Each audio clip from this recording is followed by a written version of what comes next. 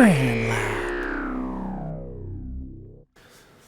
Okay, so here's something I've been wanting to talk about for a while.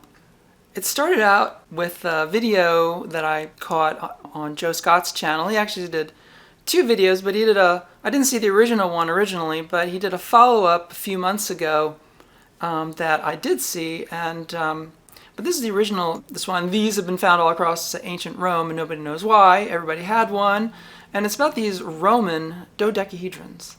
And he did a follow-up video, like I said, a few months ago, where he's talked about all of the things that people had sent to him as suggestions of what those dodecahedrons were. Like, this is some of them.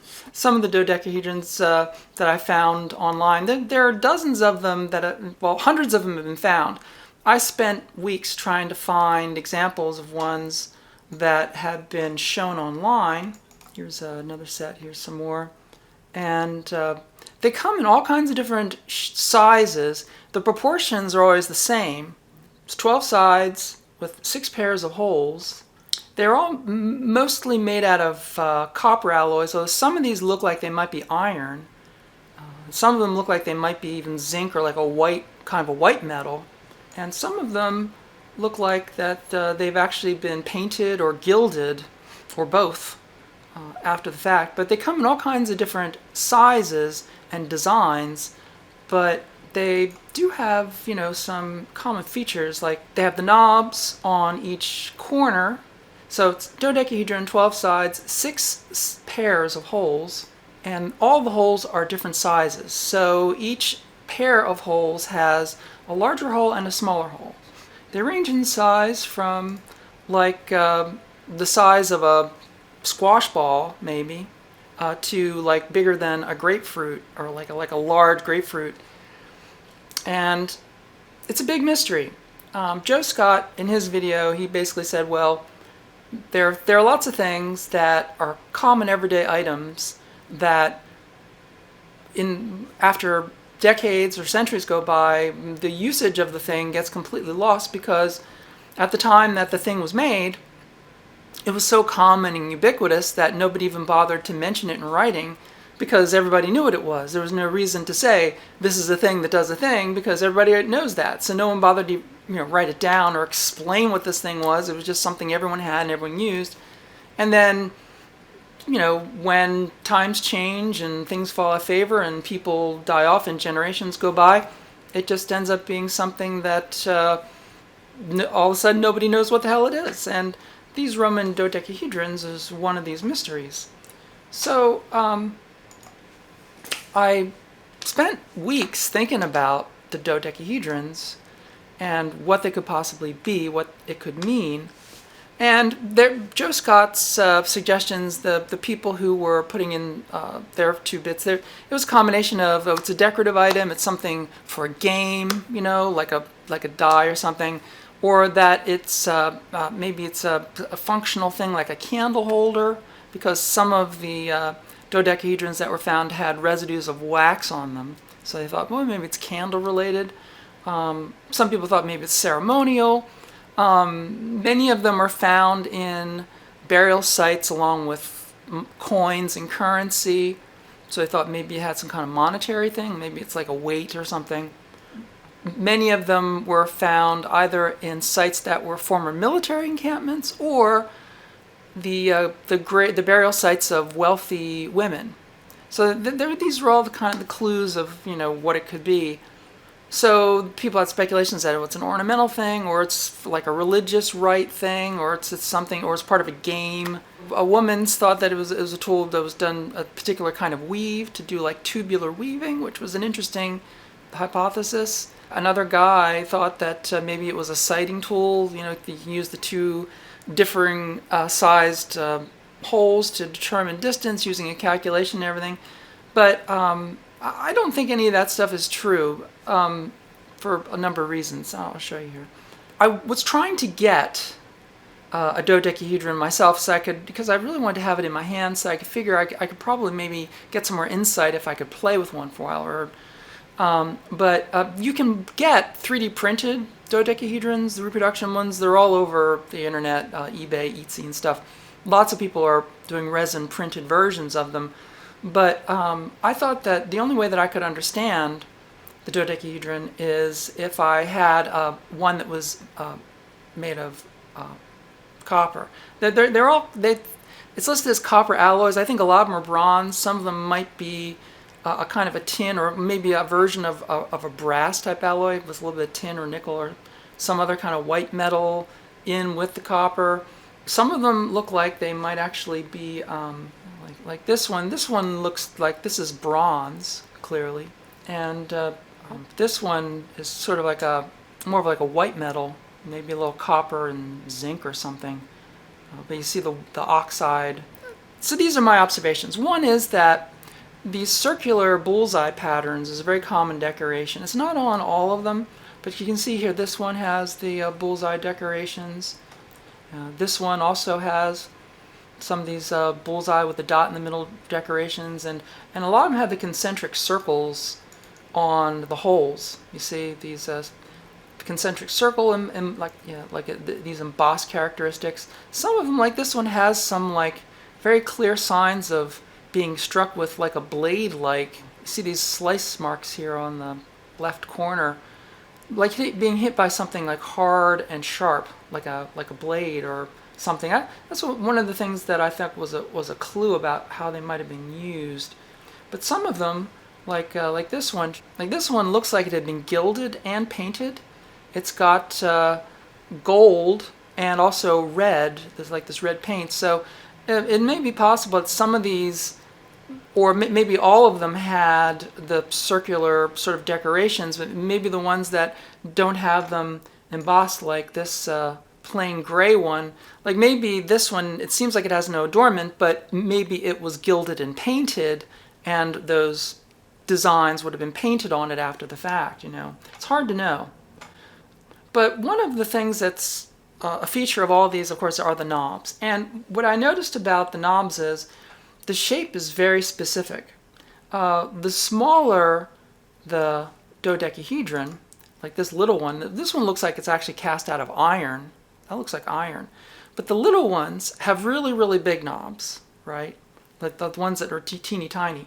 And the largest ones, like the grapefruit-sized ones, the knobs are much smaller proportionally. And so it seems that regardless of the size of the dodecahedron, that the knobs seem to be the same size. And I think that's a clue. Also a clue is the shape of the knob, because if you look at this one, the ones in the far end, like on the top and the far, you can see that the knob, it's not like a ball that's stuck to it. It's like a rounded top and then sort of like a taper to the bottom. And many of them have that kind of shape. Like here's another one. This is another large one. You can see, look at the ones at the top there, that the knobs, they're sort of, sort of it's like a mushroom top, like it's a round, like a half round, and then it kind of comes in a cone. I think that's also a clue, because the fact that all of the knobs are about the same size, the really large dodecahedrons have relatively smaller knobs, the teeny tiny ones have really, really large knobs. So I think it's part of the function. I'm convinced that the dodecahedrons are not decorative. I think it is a tool. I think it's a hand tool. It's something made to be manipulated in one hand, to be held in the hand. The knobs obviously help you manipulate it in the hand, because if you put your hand around it, the knobs allow you to rotate it and manipulate it, use it as a tool, as a hand tool. I think it is a hand tool of some kind. One of the other things I noticed, at least just for the photos of dodecahedrons that I could find, is that they have 12 different holes. And it's like they all have these kind of, the ones that are embossed, I'm going to say the ones that are embossed have these circular patterns around all of the holes, where you have these circular patterns here on all the holes, and you see like the different hole sizes have different patterns of rings. There's another one. Show one here. But the ones that I could find online that showed most of the sides, they all had this sort of embossed, and I'm assuming that the ones that don't seem to have any designs at all might have been, the circular pattern might have been painted on the top in a paint. But what I found is that of the 12 holes, the largest hole in the dodecahedron is not embellished. The biggest hole, like this one here, this one shows that the largest hole, it doesn't have any embossing around the ring. There's no decoration around it, and it shows a lot of wear. A lot of wear. And that I think also is a clue. I think the largest hole, because it's not decorated, that is either the bottom of the dodecahedron or it's the output. It's the output hole. So if the dodecahedron is a tool that's used for sizing or for tapering or for, if it's food related, like those that have the sort of seem to have the knife dents in them, if it's meant to portion off something, like portion off a kind of a food for a specific kind of a dish that needed to have, for stylistic reasons, a round character to it that you could push, a kind of a food into it and then cut it off with a knife, but it would come out the bottom. Something that you would do repetitively. You'd be holding it in the hand, you'd be putting something in there, cutting it off, putting it in, cutting it off, and it would be dropping out the bottom for a kind of a dish or a food of some kind. Like it would be a culinary kind of tool, That's one possibility. The other thing is that because each set of holes has one larger, one smaller, it kind of also is a taper. So the other possible thing is that those knobs could be for retaining the dodecahedron onto something like the end of a shaft. So if you have a wooden shaft with a taper on the end, that the dodecahedron would fit onto that. Like if you needed something that would universally fit onto a bunch of different poles, or if it wasn't like made for one pole, that you had a pole with a taper on it, and then regardless of the size of it, you'd have a set of holes where the taper would work and the dodecahedron would sit on. But then a simple leather strap with a slot in it would snap on to the little knobs and hold it on. Because I thought that a slotted leather strap would be the obvious interface for these knobs as like a way of retaining the dodecahedron onto something tapered. I also thought for a while that maybe it was a taper. Maybe it was a kind of a tapering tool, because some of them seemed to have like a sharpened edge. Some of them looked like they definitely have like wear or like denting on the faces, like it's being pushed into something. And some of them definitely show signs of wear around some of the larger holes. But yeah, so the actual use of the dodecahedron, it is going to be a mystery. I don't think it's solvable, because the thing that it was used for doesn't exist anymore. If it was ritualistic, if it was ornamental, if it was a tool, whatever it is that it was meant to do are things that we aren't doing anymore.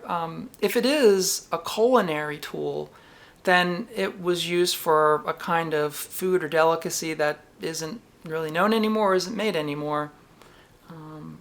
But it certainly has the potential to be all those things.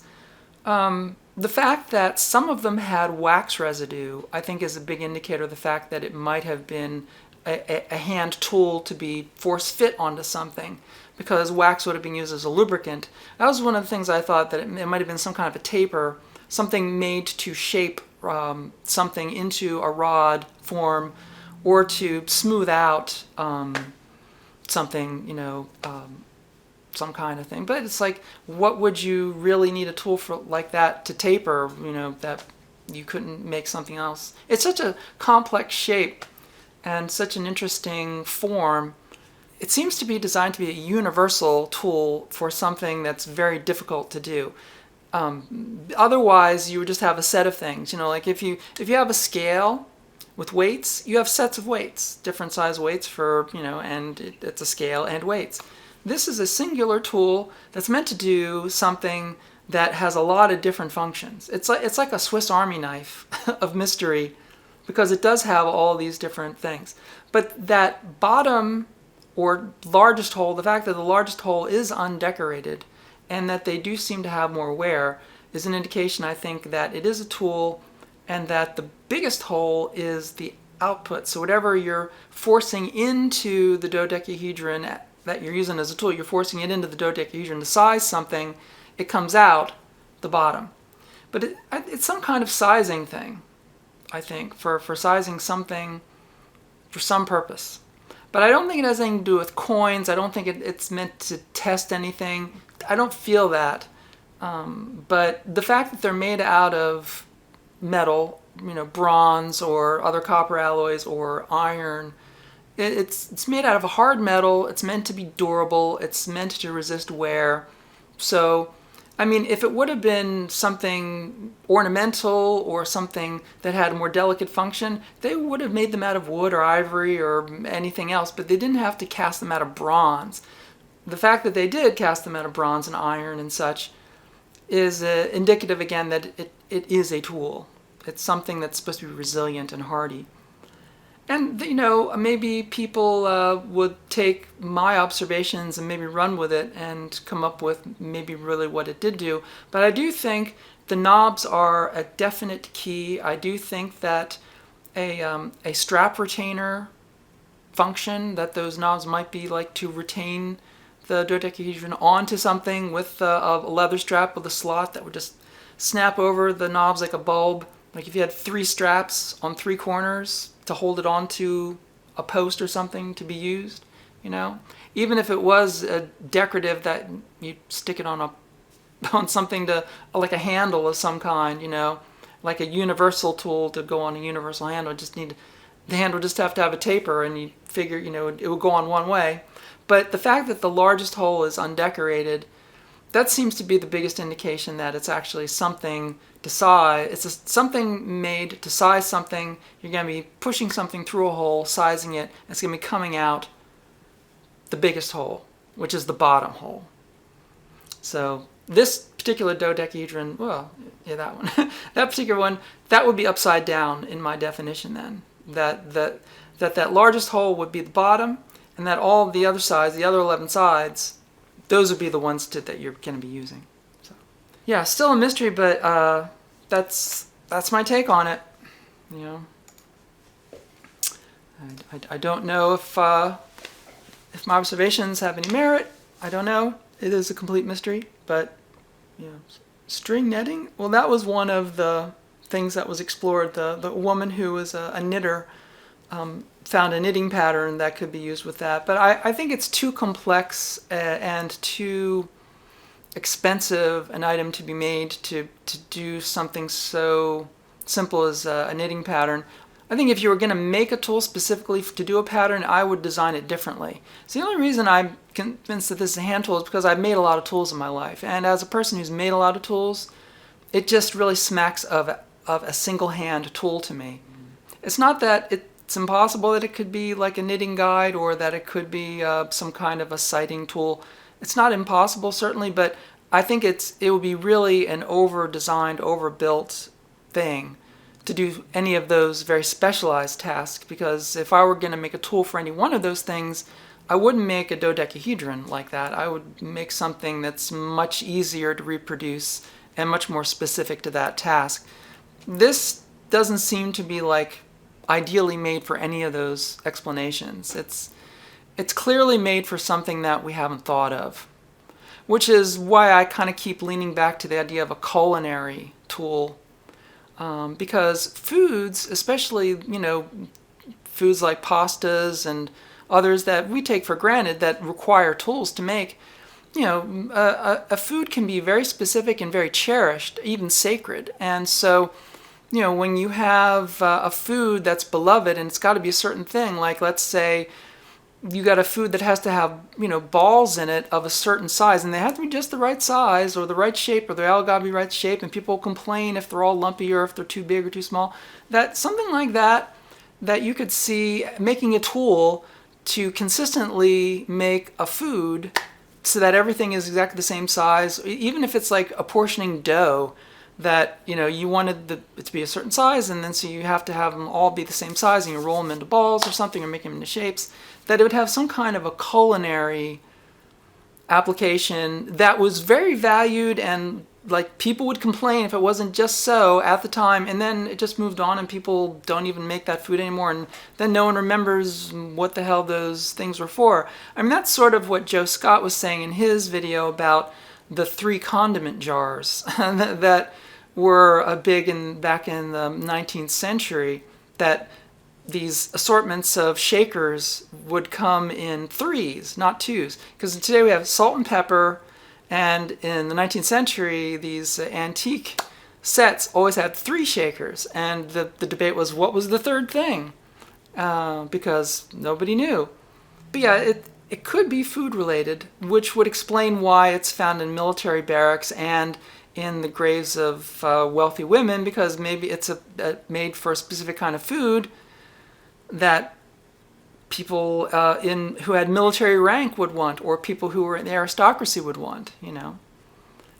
But it could be something as silly as that, as just something that a status food that you had to have, and you had to have a dodecahedron to make the food just right, to have it sized just right, or mix it up just right.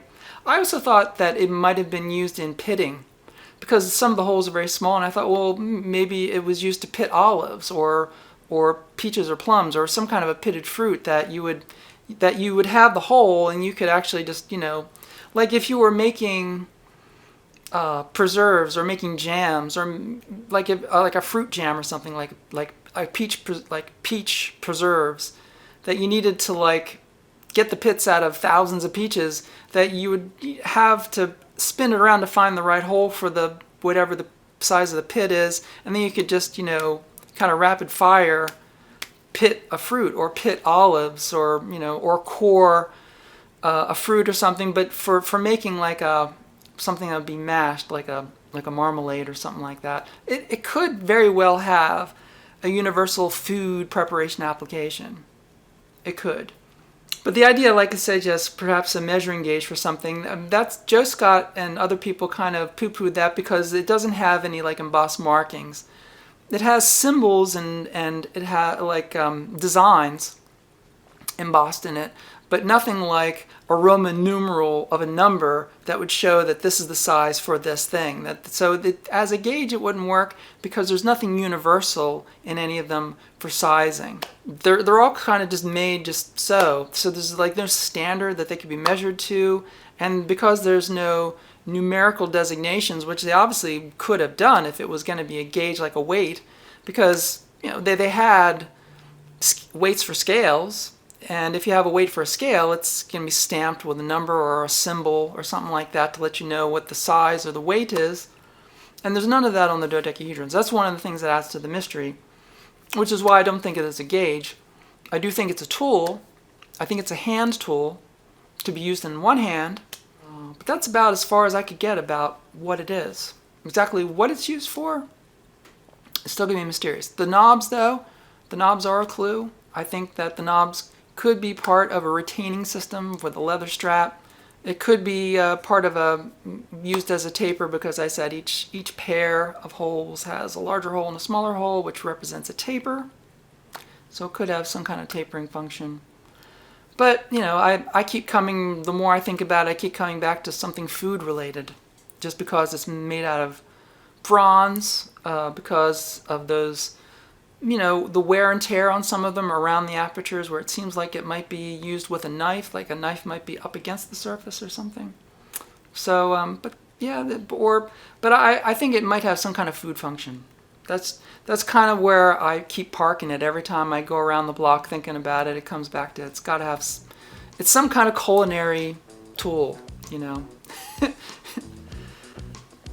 But total mystery. I wanted to, like I said, I wanted to get one made out of bronze or brass. I wanted a metal one, because I figured only if I had one that had the proper weight could I really understand what it could do. And if I had a metal one that I could maybe experiment with it to see, you know, if any of these things really would work. But a 3D printed one, it wouldn't have the right weight, it wouldn't have the right rigidity, it wouldn't have the right strength. So I really wouldn't have the ability to really, you know, think about what it could possibly be. But maybe you can figure it out. The mystery of the Roman dodecahedrons. I don't know. You figure it out. In the lab. That's where I work. In the lab.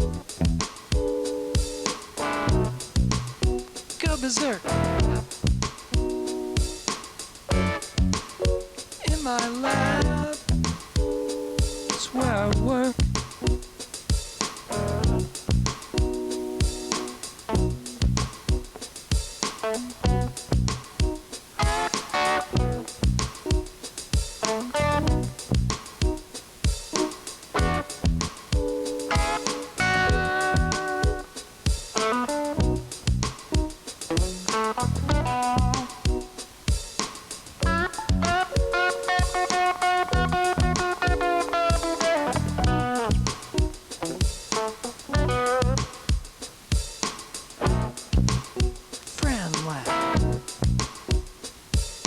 That's what you're watching. Friend lab. That's what I'm doing. Working at the bench again.